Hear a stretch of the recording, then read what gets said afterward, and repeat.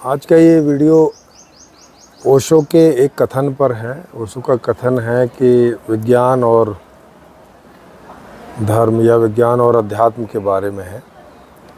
तो वो बोल रहे हैं कि विज्ञान तो एक बलात्कार है, उसमें एक सुंदरता का उदाहरण वगैरह दे रहे हैं। आप उनका ये वीडियो का लिंक जो है नीचे कमेंट बॉक्स में मिल जाएगा, वहाँ से आप देख लीजिए, 1 मिनट का ही है। तो वो विज्ञान और अध्यात्म की आपस में कुछ एक तुलनात्मक टाइप कर रहे हैं, और ये तुलना एक अजीब सी है। और वो शायद इस कारण से कर रहे हैं तुलना कि विज्ञान जो है वो कोई सत्य को जानने जाता है, मतलब उसके सत्य को जानने की दृष्टि एक अलग से है, उसकी उपयोगिता भी अलग से है, और अध्यात्म की एक दृष्टि अलग से है, उसकी उपयोगिता से अलग से है। क्यों ये एक दूसरे में इतनी तुलना होती है, ये थोड़ा समझ के बाहर है ना। तो उसी पर ही ये आज का वीडियो है। अब वो जैसे उदाहरण दे रहे हैं कि जैसे कोई फूल सुंदर है कि नहीं है, अगर ये बात किसी वैज्ञानिक से पूछोगे तो वो इस बारे में कोई उत्तर नहीं देगा वैज्ञानिक रूप से, क्योंकि वो एक्चुअल में ये विज्ञान का विषय नहीं है। सुंदरता परसीविंग का विषय, सब्जेक्टिव रियलिटी है ना। क्योंकि वही एक फूल किसी को सुंदर भी दिख सकता है, किसी को बेकार भी दिख सकता। तो वो फूल के उसमें फूल जो है वो कंप्लीट फैक्टर नहीं है, उसमें देखने वाले को क्या अच्छा लगता है इस बात पर भी निर्भरता करती है कि वो सुंदर है कि नहीं। तो ये एक सब्जेक्टिव रियलिटी है, ये साइंटिफिक रियलिटी जैसी चीज़ नहीं है कि इसमें इतना कार्बन है, इतना ऑक्सीजन है, इतना नाइट्रोजन है, इतना ये है, ये उस तरह की चीज़ नहीं है। तो जब विज्ञान से हम कोई चीज़ को जानने जाते हैं, उसकी यूटिलिटी दूसरे तरह की है। जैसे अब हमें बुखार आ गया या कोई रोग हो गया, तो रोग में हमें फील हो सकता है ख़राब, ऐसा वैसा, ये वो वगड़म वगड़म। लेकिन जब आप डॉक्टर के पास जाएंगे तो वो देखेगा कि शरीर का जो स्वास्थ्य का एक पैरामीटर है, एक कसौटी है, उसके हिसाब से कौन सी चीज़ें कम ज़्यादा हो रही हैं, है ना। कैल्शियम कम हो रहा है, क्या आयरन कम हो रहा है। वो ब्लड टेस्ट करेगा पहले तो, क्योंकि सारे तत्व ब्लड में ही है, तो पहले ये करेगा, फिर बाद में दूसरे भी टेस्ट कराएगा। यस, और उसमें जिन चीज़ों की कमी हो रही होगी उस तरह की वो मेडिसिन लिखेगा, या जो चीज़ें ज़्यादा हो रही होंगी तो कम करने की मेडिसिन लिखेगा। क्या ऐसी मेडिसिन जो जाएं और उस चीज़ के साथ रिएक्शन करके और बाहर निकाल दें, या न्यूट्रल कर दे, उसको न्यूट्रल कर दें, है ना। जैसे किसी को एसिडिटी हो जाए ज़्यादा, तो उसको इनोफिनो टाइप की चीज़ें देते हैं ताकि वो जाके उसको न्यूट्रल करे। अब इसमें कोई सुंदरता का कोई चक्कर तो है नहीं, ये कोई ऐसे सब्जेक्टिव कोई बात तो हो नहीं रही। हाँ, कोई ऐसा मैटर नहीं है ना कि आपको अच्छा लगे कि नहीं लगे। भाई आपको बुखार आ रहा है तो उसका जो कारण है वो उसका निवारण कर देंगे, बुखार ठीक हो जाएगा, आपको अच्छा लगने लगेगा। अभी जो बुरा लग रहा था बुखार होने की वजह से। तो अब ये लोग इसकी तुलना करते क्यों हैं? चक्कर क्या है कि कई, जिनमें ओशो भी हैं इस तरह के लोग, और तो हैं ही कई सारे, वो अध्यात्म को साइंस की कसौटी पर रख के देखना चाहते हैं, जबकि साइंस का एम दूसरा है और अध्यात्म का एम दूसरा है। बिल्कुल, दोनों का एम डिफरेंट है, मतलब दोनों एक तरह से डिफरेंट फील्ड है। जैसे भाषा का एक अलग फील्ड है और गणित का एक अलग फील्ड है। अब गणित में और भाषा में क्या तुलना है भाई? आप बोलोगे कि भाषा को जितनी सुंदर ढंग से रख दिया जा सकता है, उतने सुंदर ढंग से गणित के फॉर्मूला को नहीं रखा जा सकता। तो नहीं रखा जा सकता भाई। वो विषय ही अलग है, उसको कैसे अब रखोगे? यस, वो विषय नहीं है उस तरह। और ये भी इनका स्टेटमेंट गलत है ओशो का, कि टेक्नोलॉजी ने जो है वो सुंदरता को कम किया है। बिल्कुल गलत बात है।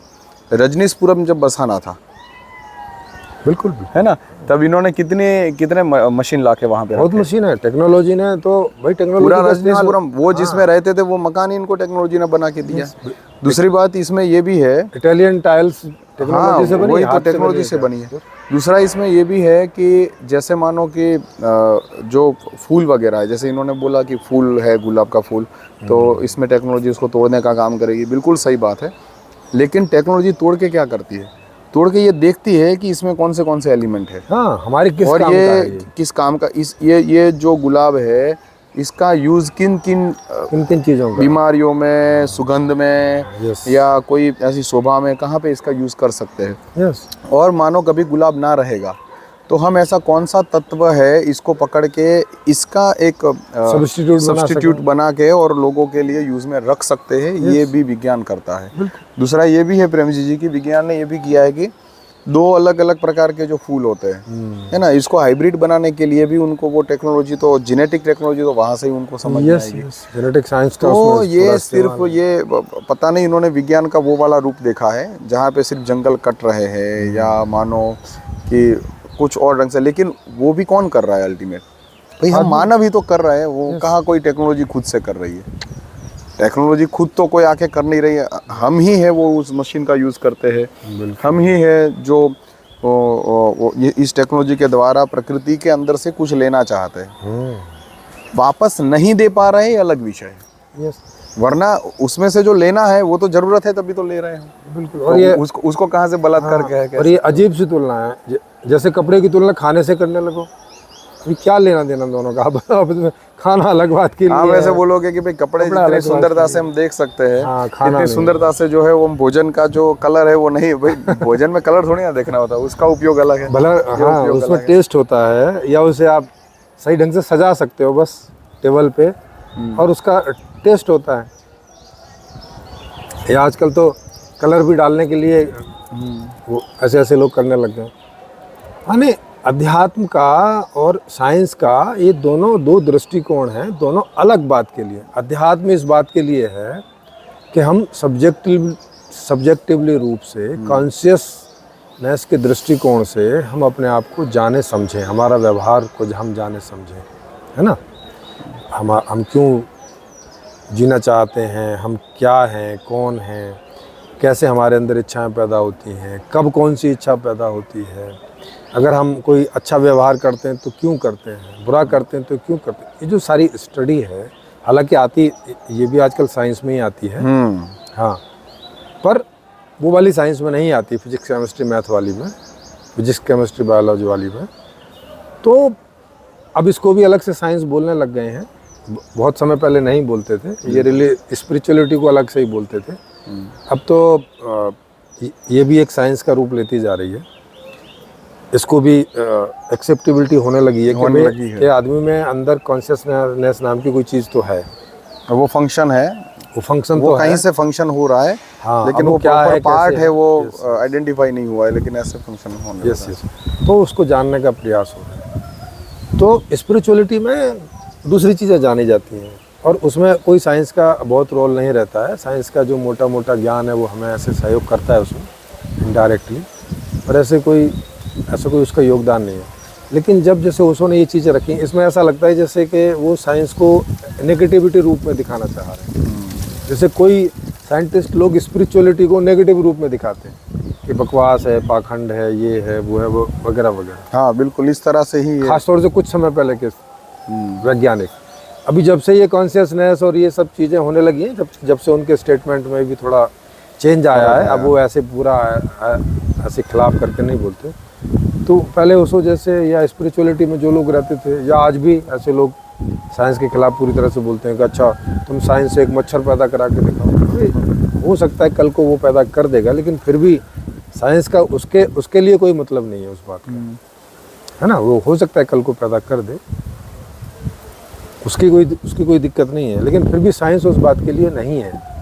साइंस का रोल कुछ और है। साइंस का रोल भी यही है कि आदमी के जीवन को कैसे ज़्यादा से ज़्यादा सुखद बनाया जाए, और कैसे इसके दुखों को कम किया जाए। इसी में सारी साइंस का इस्तेमाल है। स्पिरिचुअलिटी का इस्तेमाल भी इसी बात के लिए है कि इंसान को समझा जाए, कॉन्शियसनेस को समझा जाए, ये कैसे व्यवहार करती है, कैसे वर्क करती है, क्यों करती है ना, बिल्कुल, ताकि उन सब चीज़ों को जान के और ऐसा सिस्टम या ऐसा एनवायरनमेंट अपने चारों तरफ बनाया रख सके कि जहाँ पे कोई ऐसी स्टुपिडिटी टाइप की चीज़ ना पैदा हो कि जहाँ आदमी को कोई दुख पैदा हो और वो फिर उस दुख से निजात पाने के लिए और 10 तरह के ऐसे ऊट पटांग प्रयास करे जिसमें और या तो और दुख पैदा हो जाए या औरों को दुख पैदा हो जाए, इसको ना हो, चलो, है ना, इस बात के लिए है। तो आई होप कि आप लोगों को ये रोल अलग अलग समझ में आ रहे होंगे और इनके कोऑपरेटिव रोल यही है बिल्कुल कि दोनों चेतन के लिए है ना, स्पिरिचुअलिटी भी चेतन के लिए है और विज्ञान भी चेतन के लिए है, लेकिन दोनों अलग अलग विधा हैं। इसका मेन टारगेट जड़ पदार्थ रहते हैं, इसका आयोजन रहता है, यस, और जो अध्यात्म है उसका मेन टारगेट है वो चेतन को समझना रहता है और चेतन को मैनेज करना रहता है। यस यस, तो ये है। तो इस प्रकार से ये जो दो विभिन्न छोर है, मतलब ये है चेतन के लिए, मतलब मनुष्य के लिए है। अब ये सवाल हमारे लिए पैदा होता है कि हम टेक्नोलॉजी का इस्तेमाल कैसे करें, या टेक्नोलॉजी जिस तरह से इस्तेमाल हो रही है इसमें क्या ऐसी त्रुटि है कि जिससे प्रकृति नष्ट हो रही है, या क्या हम प्रकृति को बचाए रखते हुए टेक्नोलॉजी का उपयोग कर सकते हैं।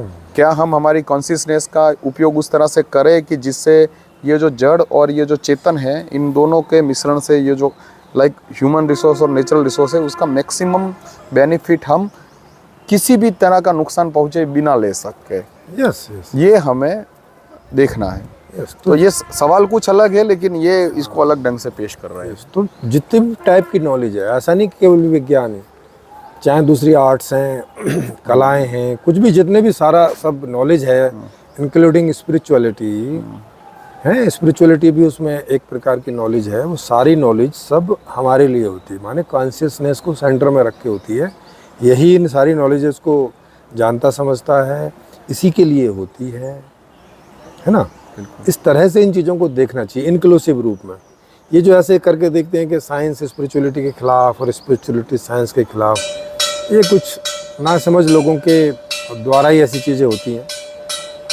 और सीधी सी बात है, ये लोग ना कॉन्शियसनेस को ढंग से समझते हैं। चलो वैज्ञानिक तो समझते ही नहीं, उनकी तो ये गलती माफ़ भी हो सकती है, पर जो स्पिरिचुअलिटी के अपने आप को मास्टर बोलते हैं या आत्मज्ञानी बोलते हैं, उन्हें तो ये बात समझनी चाहिए कि विज्ञान आदमी के लिए है, कॉन्शियसनेस के लिए। और मुझे ये ताज्जुब हुआ कि ओशो इस तरह की बेतों की बात करते हैं। देखो, अब इसमें ये एक चीज़ देखनी है, हम कोई भी पॉइंट के ऊपर तभी इल्ज़ाम लगा सकते हैं इस प्रकार का स्टेटमेंट जब हम उसका यूज़ ना करते हो, या ऐसा लगे कि ये फालतू में यूज़ हो रहा है, तभी हम बोल सकते हैं कि ये अत्याचार है।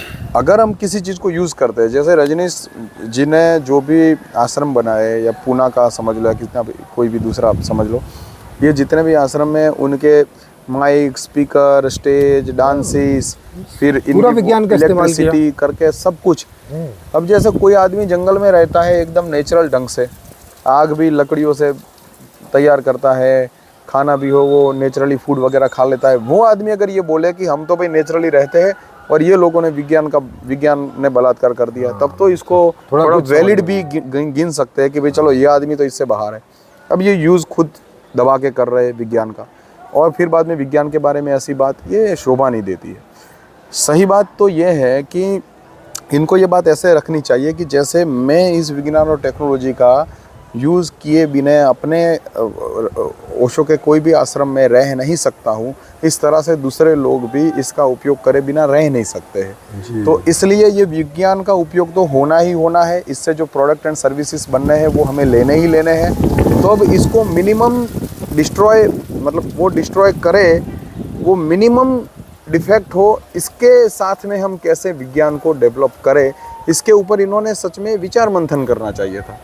इसकी बजाय इन्होंने सीधा फेकम फेक स्टेटमेंट देने लगे, तो ये इस तरह से ये वैलिड नहीं है इनका स्टेटमेंट। यस वही बात है।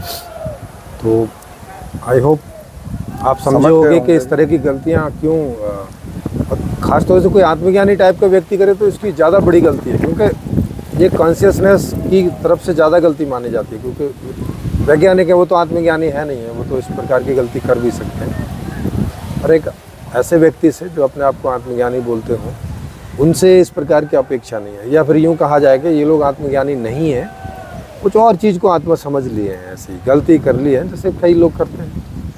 जहाँ उन्होंने जो संसार को जिस ढंग से समझा है वो उस एंगल से नहीं समझा है कि प्रैक्टिकली संसार कैसे चल रहा है, और वो खुद भी कैसे चल रहे हैं, ये भी इनको देखना चाहिए। और विज्ञान कभी बोलता भी नहीं है कि सुंदरता कोई हमारा विषय है। कभी किसी विज्ञान में कोई ऐसा टॉपिक देखा है कि भाई व्हाट इज सुंदरता? What is beauty? हाँ, what is beauty? By science. हाँ, by science, by physics, by chemistry. या भाई ये हाँ, साइकोलॉजिकल जो विज्ञान है, मनोविज्ञान में आपको ये चैप्टर मिल जाएगा कि भाई हमें कोई चीज़ कैसे सुंदर दिखती है या हाँ, नहीं ये दिखती ये है, एनालिसिस वाला क्या मिल है। जाएगा। हाँ, तो ये मतलब ये सब्जेक्टिव चीज़ है और सब्जेक्टिव रूप से इस पर काम होता है, इस पर समझ होती है, सब जानते हैं।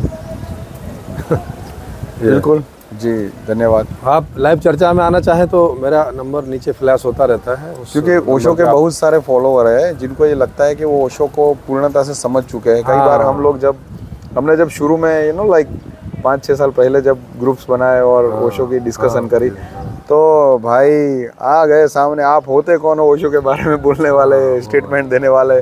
तो अगर ये वीडियो भी देख के किसी को अंदर ऐसा लगे कि वो कुछ ओशो को ठीक से समझ लिए है और ओशो जो है वो कंप्लीट है, इनका कोई भी स्टेटमेंट गलत हो ही नहीं सकता। कुछ लोग तो ऐसे इनको रखते हैं जैसे 2050 तक किसी की हिम्मत नहीं है कि वो ओशो के स्टेटमेंट को वो लॉजिकली ब्रेक करे, ऐसा करके। तो ये देखो, ये भाई ऐसा होता है इसमें कि जैसे ओशो के पहले दूसरे लोगों को ऐसा लगता था कि महावीर और बुद्ध के जो स्टेटमेंट है वो सदियों तक चलेंगे। तो क्या होता है कि जैसे ह्यूमन कॉन्शियसनेस डेवलप होती जाती है, ऐसे बहुत सारे लोग ऐसे निकलते हैं जो कि अलग अलग एंगल से इस रचना को देखते हैं, खुद को देखते हैं, समझते हैं, और जो भी उनके द्वारा ऑपरेशन हो सकता है बेहतर पूरी मनुष्य जाति के लिए वो करते ही है। तो हमारी तरफ से तो हम लोग कोशिश कर रहे हैं। अगर आपको ऐसा लगता है कि आपने ओशो को समझ लिया और आप अपनी बात रखना चाहते हैं तो बेशक ओपन मंच पे आइए। ओपन मंच पे ना आ सको अगर तो फ़ोन के ऊपर बात कीजिए विथ रिकॉर्ड, क्योंकि जितने भी फ़ोन होंगे आपके वो विथ रिकॉर्ड होंगे। तो बस तो ये बात है, आप भी अपनी बात रख सकते हैं। यहाँ पे खुला मंच है, खुली आज़ादी, आपको जो रखना है वो रख सकते हैं। और अब बचकाने कमेंट ना करें कि हमने ओशो को समझा नहीं है, हमने पढ़ा नहीं है। हमने नहीं समझा, पढ़ा हुआ है, पर्याप्त समझा हुआ करना चाहिए। अब आओ चर्चा में तो पता चलेगा कि कितना किसने समझा, किसने नहीं समझा। ठीक है, तो